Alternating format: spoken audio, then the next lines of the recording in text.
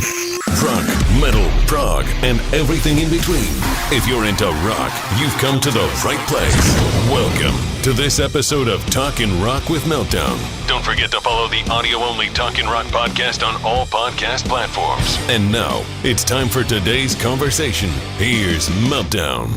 And there we have it, just like magic. Almost. Well, yeah, magic is a bunch of overage dudes trying to fix something. Yeah, we got magic. We were supposed to start this 10 minutes ago, but because of technical difficulties, but we're here now. So, Tommy, thanks for taking the time out to talk with us here today. Of course, the Talkin Lounge coming up with Tommy's rock trip on the 28th of March. So tell me about this. What is this all about? What is it about? It's about getting your face ripped off, isn't it? Isn't that what all Detroiters want? And that's what I hope to bring. I hope to bring that to them. No, I put together my own rock and roll group because I had some pent up rock and roll energy, and I'm bringing it home. And I just hope people come on out, and I just basically hope they have a good time. I hope they dig the music. I hope they get the feeling of what rock and roll is supposed to give you, because I hope to give you that. I want it to be loud. I want it to be just four guys playing music without all the other hoopla that can get involved nowadays. So it's just some Marshall amps, some drums, a bass, and we're going to give it a go. And I really just hope people come on out and have a good time. That's what I hope for. Now, the last time you were at the Talkin Lounge, I think I was at that show. Who did you play with? I'm trying to remember. Was it it was the band called It Was, yeah. And that was actually the only time I've been there in my life. Really? Okay. Yeah, and I loved it because it brought back memories of growing up. That's what rock and roll places, they were all like that, you know? Now a rock and roll bar is like, or a brewery, or like they serve coffee. There ain't going to be any coffee or craft beers at the Talkin Lounge. It's perfect. Yeah, I've seen John 5 there, like obviously a bunch of times. And how tight are you with John? I talk to John all the time. We played in Rob Zombie's band for 5 years together, and we stay in touch and visit with each other when time permits. Yeah, 5 loves. And he's doing great with Motley Crue, and I'm so happy for him. Yeah, we'll talk about Motley coming up here in a bit. Yeah, got some history with them as well. But first of all, you said 4 guys just making racket on stage at the Talkin. So who else are you bringing along with you? I found 4 young guys here in the Nashville area. They're actually, I stole them from the same band. They're all in their 20s. And we've been in, as I sit here, I'm in my Clufetos boot camp rock and roll rehearsal room. And we've just been blasting away. And I'm kind of from the old school, and I'm realizing the old school doesn't exist that much anymore, of just getting in a room and none of this click track stuff, none of these tapes, no filters going through the music. And these young guys, they've never really done it this way of, okay, we're going to do it again. We're going to do it again. We're going to do it again. We're going to do it again. And it's been great because they're responding really good. That's kind of I wanted that youthful energy, because I still have that youthful energy. And for me, when I do something, the process never changes. It's that Detroit work ethic of getting in there and making it happen. And if you got to do it 100,000 times, sometimes that's what it takes. Yeah. So for people that don't know, that might be outside the area, you grew up in Rochester and you're playing the Talkin Lounge coming up here. And in my mind, Detroit has like 3 places. They've got the east side, the west side, and downriver. And it almost seems like neither shall meet, right? So for part of my older life, I grew up in Rochester because, of course, I did the same thing my father did. I moved to the rich area of Nashville to give my daughter the best life, but we were the poorest people in Rochester. So history repeats itself. But I grew up in Troy and Sterling Heights, and I was born in Redford. And I mean, Detroit is still such a big part of my life, and the attitude that I carry, you can't get it out of me. I've lived in Los Angeles for 20 years, and now I've lived here in Tennessee for a couple years. And I've realized there's a certain thing to the Michigan way and the Detroit attitude. And it's very black and white. I'm a very black and white guy. And I've noticed that's very different than anywhere else I've lived or different musicians that I've played with. It's like it's like rehearsing with the guys here. Nope, do it again. Do it again. And then if you just grind it out, that Detroit grind it out thing, you get a reward out of that. And it's tough, but there's a certain zest for life that I get of grinding it out, baby, Yeah, there's I haven't been to Los Angeles since, got to be 14 or 15 years. So if I never go back, that's fine. I love being in the Midwest. I love being with the real rock fans. This is what it's all about here. They work hard. Yeah. To quote one of your old bosses. Exactly. But I did meet a beautiful California woman, and I stole her away from California and brought her here. So beauty does exist there. I may have got the only piece of it, though. California was great, and it was great. It was just time for me to leave. So who knows? Maybe I'll end up back in Michigan one day, except the winters are brutal. Yeah, well, they haven't been crazy as of late, but I know what you're Yeah. So, of course, a huge history with all sorts of rock bands. You've gotten to play with all sorts of rock legends and heroes, from Ozzy to Zombie to Alice Nugent and the whole thing. One of your most recent projects was with that LA Rats band with John 5, of course, and Nikki 6. Yeah. I mean, how do you get hooked up with all these guys? Just from being in LA, kind of networking and just playing with bands? No. Here's one thing I've never done is so-called network. Okay. Which is maybe part of my problem. How I network is I play my guts out up there, and I always try to do my best. And I've never gotten a gig through reaching out or hanging out at a party. In fact, I don't like to leave the house. But when I leave the house and I go on that stage, that's the opportunity for me to be the best that I can be.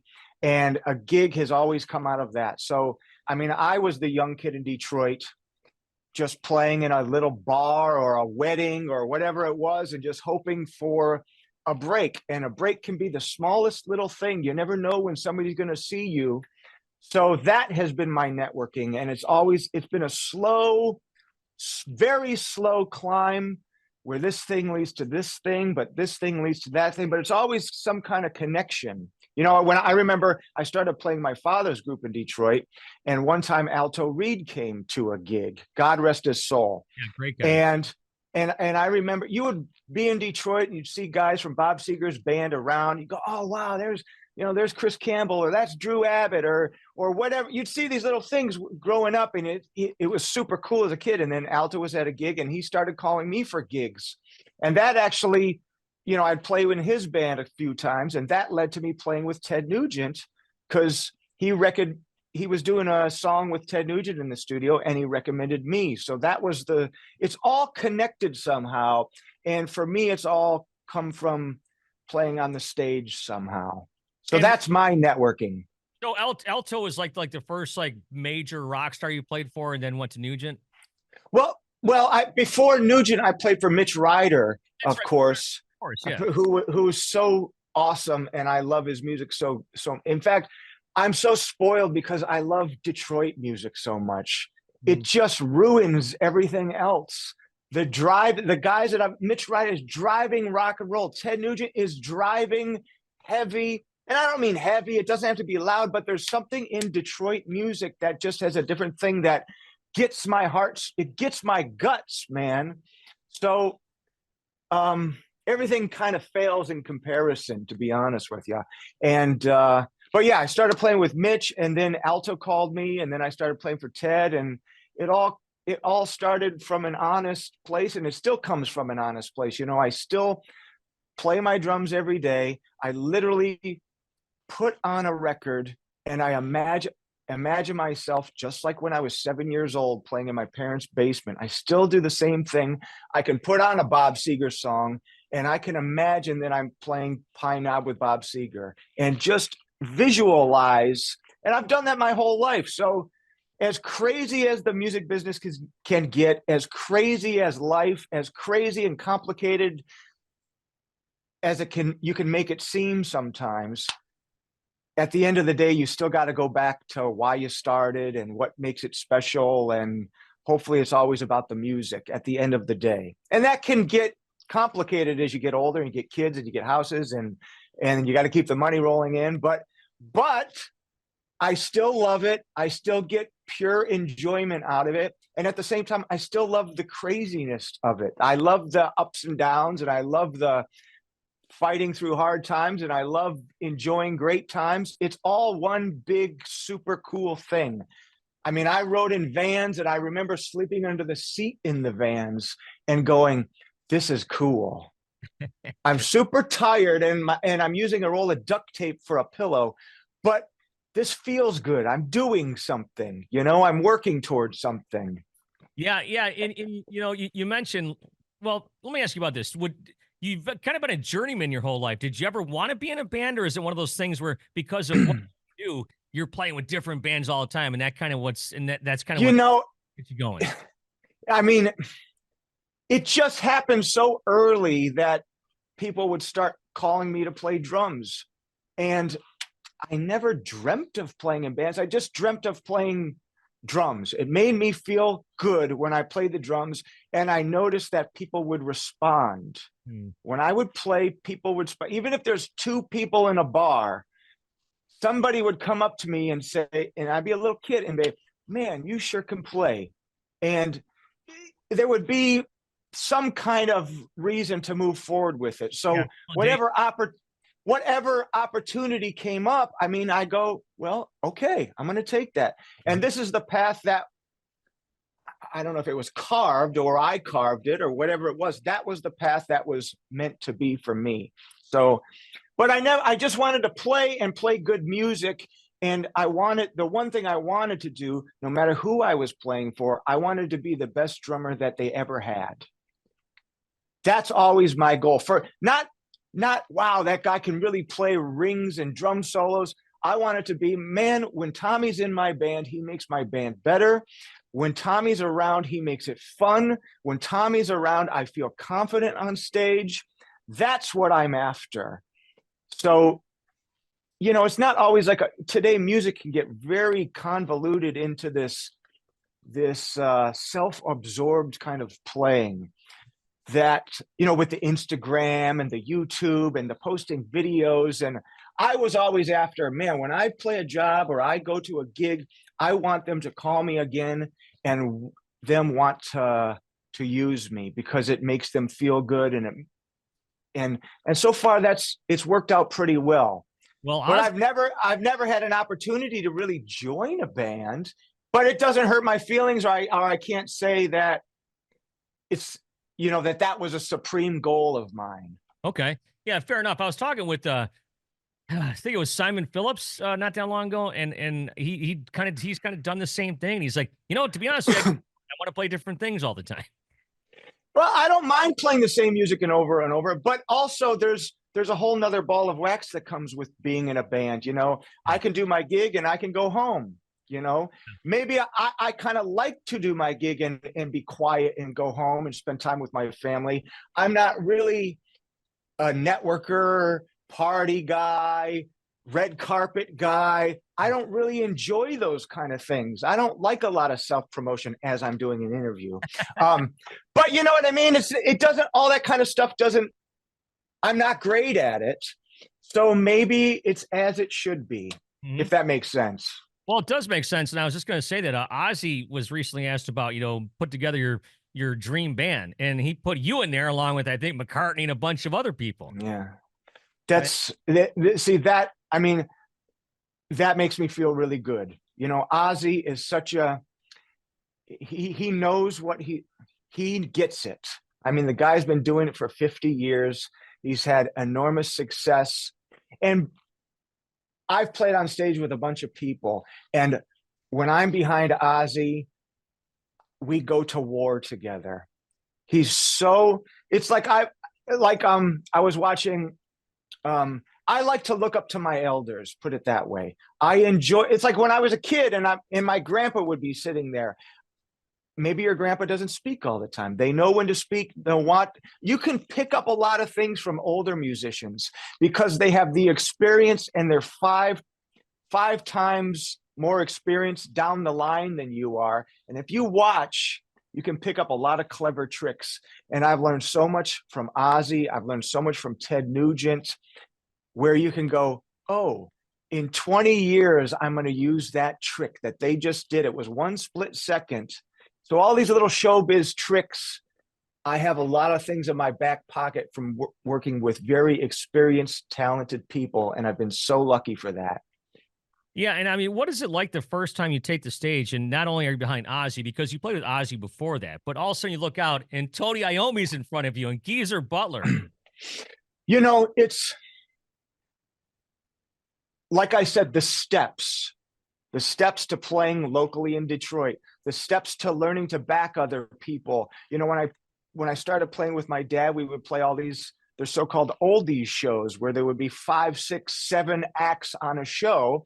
And you had to learn how to read the front singers and play different styles of music. So I've done all these many different millions of different things of learning to play in different situations, that it all adds up to playing with Black Sabbath and being ready when that opportunity presents itself. It's like I talk to a lot of young kids and they'll think some old people are kind of cheesy and goofy. And I point out to them, well, back in the 60s, those were the rock stars. Maybe they're 75 now and they may look goofy to you, but you can learn a lot. Like I used to play for Little Anthony and the Imperials, which is a big, I'd say, doo-wop 60s group who had a bunch of hits. 4 wonderful Black singers, and at the time they were in their 60s, and they would all get ready together and put on their suits together and make sure their hair looked good, and they dance in the moves and just soaking this energy in of always being professional, always going up there and giving it your best. When I go up with my own thing at the Talkin Lounge, it's not going to be any different. I can honestly say, from being in Detroit, from being raised the right way by my parents, through having a work ethic and being professional and wanting to be the best that I can be, it all adds up to what you're doing. So I'm going to bring the best of what I have to that Talkin Lounge gig on March the 28th. Yeah, with Tommy's road trip, of course. And rock trip. Right, rock trip. You got it. You're right. ready for another vacation. You're still in Key West. That's right. Yeah, I took a road trip. No fun. Yeah, I know. I went from Key Largo to Key West the one day, and I'm like, oh my God, that's like the longest 8-hour drive of my life. It's only 2.5 hours. Is it? Oh my God. You never took that ride before? Nah. It's beautiful, but man, it takes forever. Ooh. But it's Florida. It's a little too muggy down there for me. My hair would be like this. Yeah, that makes one of us. So working with Ozzy, we just talked a little bit about John 5 playing in Motley. And how many gigs did you do with Motley? You did like half gigs or something? I don't know how many, maybe it was 6, 7, 8 gigs I did with them. I just filled in for Tommy Lee because he unfortunately broke his ribs. Yeah. And he played maybe a couple tunes and then I would play the rest of the set. Those guys were super nice, super professional. And it was a stressful situation. And I was glad to come in and alleviate some stress. Yeah, no doubt. So you talk about a bunch of highlights, obviously playing with Sabbath and Ozzy and all this stuff. How badly did you want to play on that Sabbath record? Well, like I said, certain things happen, certain things don't happen in life.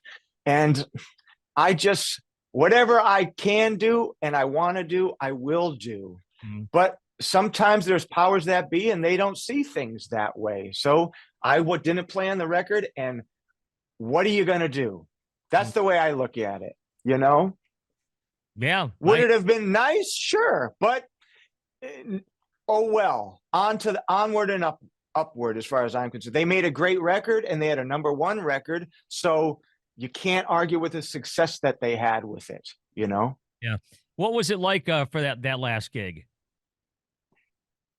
Yeah, I get asked this a lot because it's not my last gig. I wasn't involved with the band for 50 years. So of course I don't have the same feelings but to me, it just felt like the Sabbath thing was such a machine. It was rolling.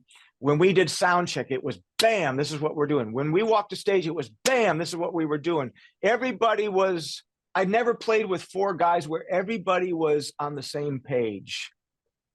Like it was a machine. We all moved together. And I was happy to be a part of that. It was one of those, it really reaffirmed what I felt about music, how it should be done. So when that machine was rolling, you get to the last gig and it felt like just another gig, because to me, it's like, how's it play? aren't you excited to be playing Detroit? Well, yes, but it's still as important as playing in Idaho, as far as I'm concerned. It's a gig and it's an opportunity to go play your music for people. So every gig should be important. And that's why I never had problems doing things when I was younger. You may play a club 5 nights in a row and there's nobody there. But how do you go to the next stage? How do you learn the craft if you're not willing to put in the time and the effort? And what somebody would call bad or a bad gig, I can say I've never had a bad gig in my life. That shouldn't exist. It's all the journey, and it's all getting through it and learning through you can learn something through all the hardships. So when you play that last final gig with Sabbath, you may go, what a great tour I had. I feel like I did a great job, and I felt that way. I go, what a great tour. I did the best that I could do, but next, that's how I feel. Did you have a gig lined up? Meaning what? After that tour, did you already have something? I mean, the music business is so crazy. That we went on the Ozzy's last tour right after that. I don't think too far of that, but it's like, I don't even know what lined up means anymore. Well, look, I go to work every day, and I have to go to work every day. And I'm thinking, if you're a drummer and you're kind of freelancing, kind of playing different bands like that, if you have stuff already lined up, like that this. Some people do. I have not always had that fortunate line-up thing. I think one of my pluses and one of my drawbacks is when I'm with a group, I tend to always put 110% of my focus into that, as if I'm a band member. I honestly can say that. And I go, no, I don't want to do this. No, I don't want to do this. I stay in the dressing room and I focus on the gig. I don't do the networking that may lead to the, I always see guys and they're talking to the other bands and doing this, but I always feel the best way for me to focus on the gig tonight is to be focused on the gig tonight. And that can sometimes take away from your future networking possibilities, but also me focusing on that gig that night means that I feel I walk away playing the best that I can. And sometimes that leads to things too. So it's like you mentioned earlier, have you played in a band? Have you been a member of a band? There's pluses and minuses, and there's pluses of minuses of being a side man.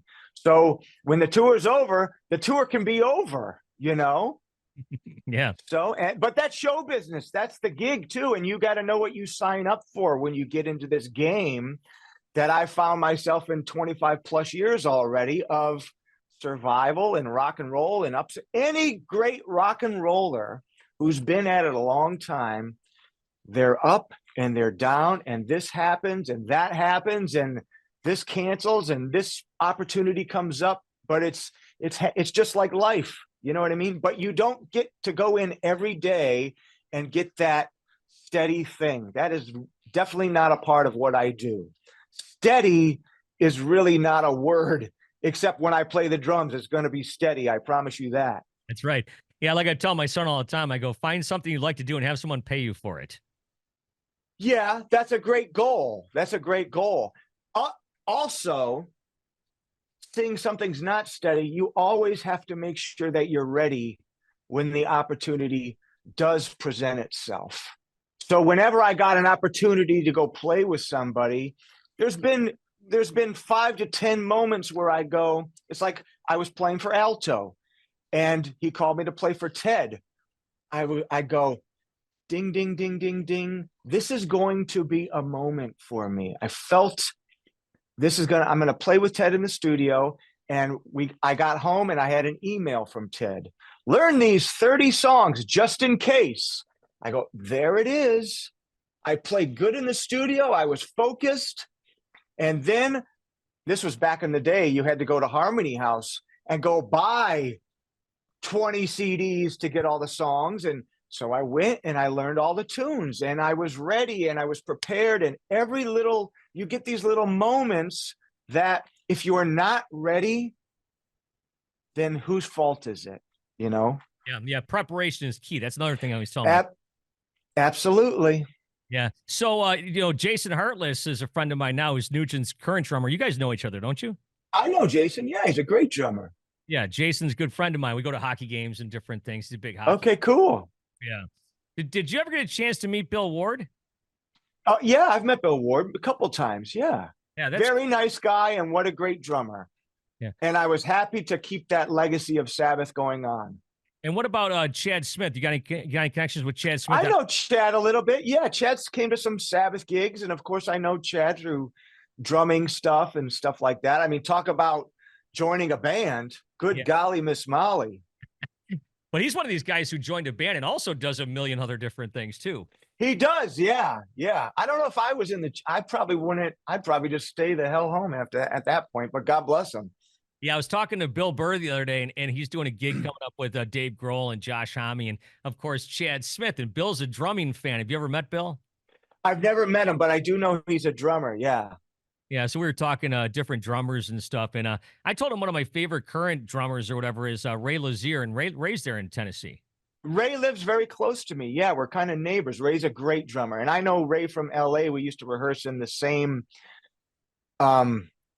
rehearsal complex, if you want to call it like that. It was more like a shanty town when we were first more upstarts in the LA area. So we were like right next to each other. Yeah. Practicing. It would be me and him. Put it this way. It would be me and him at 9 a.m. practicing. Yeah. Practicing the drums. Exactly. Do you have the full set you have the whole full setup at your place, right? So you can't play drums or nothing. No, that doesn't exist here. No.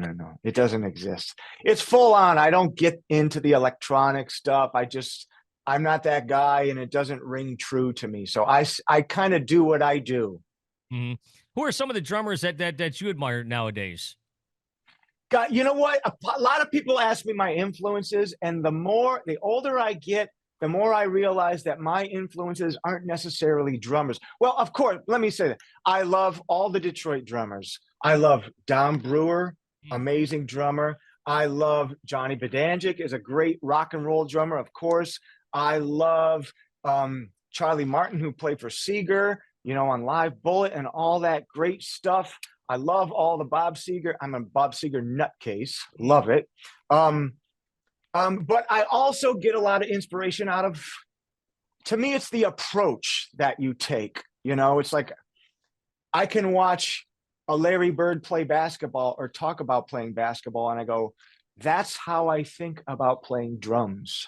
I can watch Louis Armstrong play the trumpet and him talking about his approach to music, and I go, that's how I think about playing drums and music.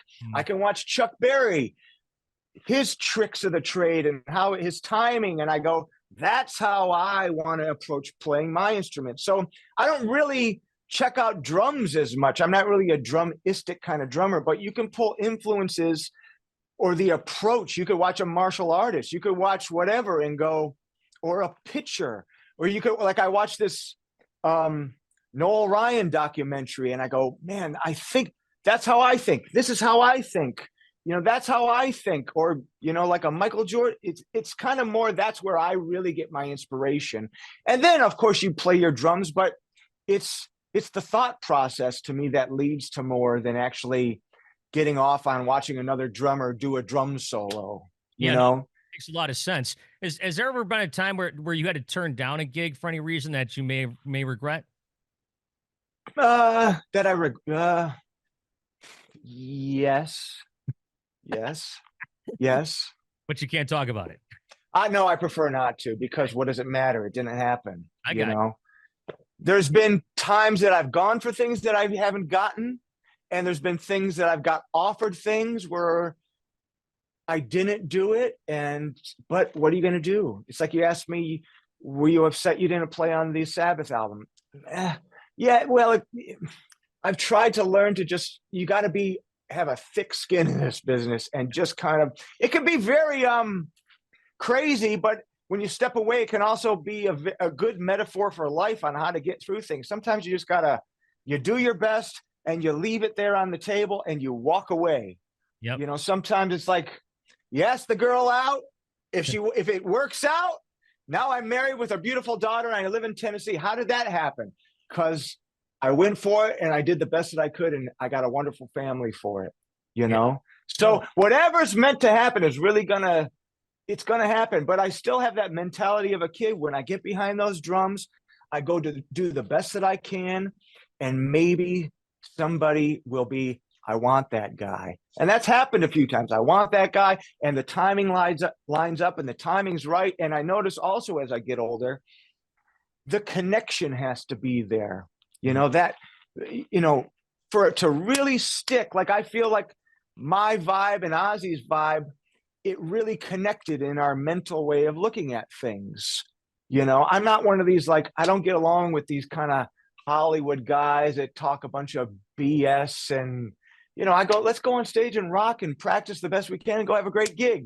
You don't got to go like overanalyze it after and listen to the show 35 times. And, you know, on bar 3, that's not me. Right. So I may not connect with people sometimes, you know, but in other ways you may connect with some people. So it's also got to fit, you know. Well, I'm glad that after 28 years of being on the Riff, you connected with me last week when I was on vacation. We made this happen. And of course, Tommy's rock trip is coming March 28th at the Talkin Lounge. And yeah. Are you coming? Are you, is it too late for you? No. I saw I have to go on stage at 9:45. I'm like, 9:45? I'm asleep by then. No, I'll be there. Of course I'll be there. Yeah. Great. I look forward to it. Then the next night, it's Jeff Scott Soto and my friend Bumblefoot with their Art of Anarchy band. So I'll be there 2 nights. Okay. We're going to blow them off the stage. You look out. You look out. What's the name of the band? Art of Anarchy. You know those guys, you know, Bumblefoot and Jeff Scott Soto? I know them maybe slightly, but I wouldn't call them acquaintances. I know, you know. Yeah, great guy, super talented. So good luck, dudes. Good luck. I'm going to be bringing the heat. See, I can't help the Detroit attitude. Detroit edge for sure. Tommy, thanks so much for the time, dude. I appreciate it. Hey, thank you, Meltdown. Thank you, Detroit. I look forward to seeing you March 28th at the Smokin' Talkin Lounge.